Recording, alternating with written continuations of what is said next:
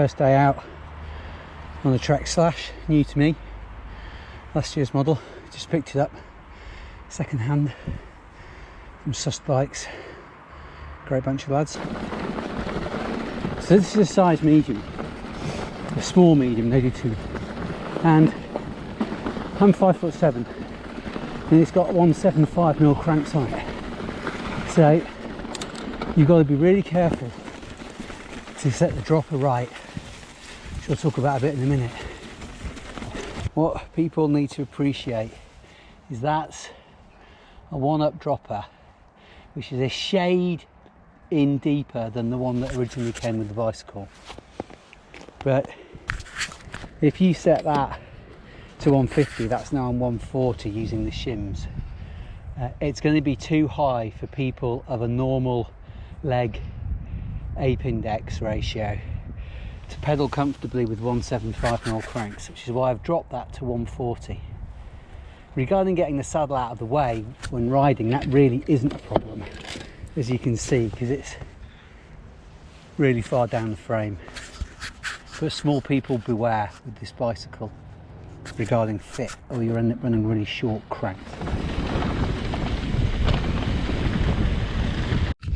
So suspension setup's a really personal thing.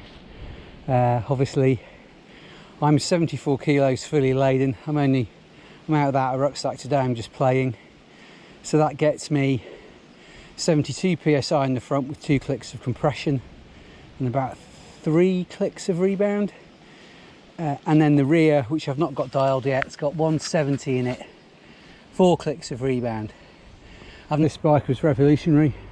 First 29 travel big enduro rig, not available in 27.5. Obviously this is 29, and this is the end of the current iteration. The 2021s are full on big 170 travel, etc. This one's still pretty much a do-it-all bike.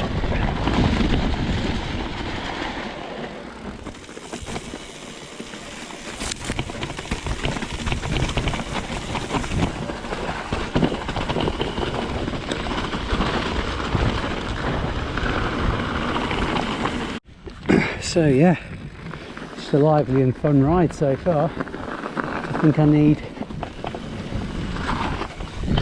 some grip and a little bit of a softer spring in the front and a harder spring in the back. It's hard to tell when the weather's this bad.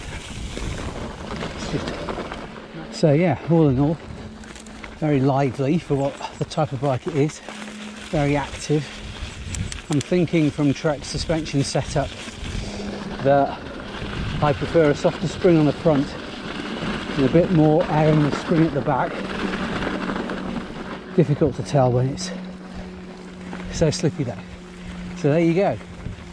Impressions and sizing recommendations for the dropper on a Trek Slash 8 2020.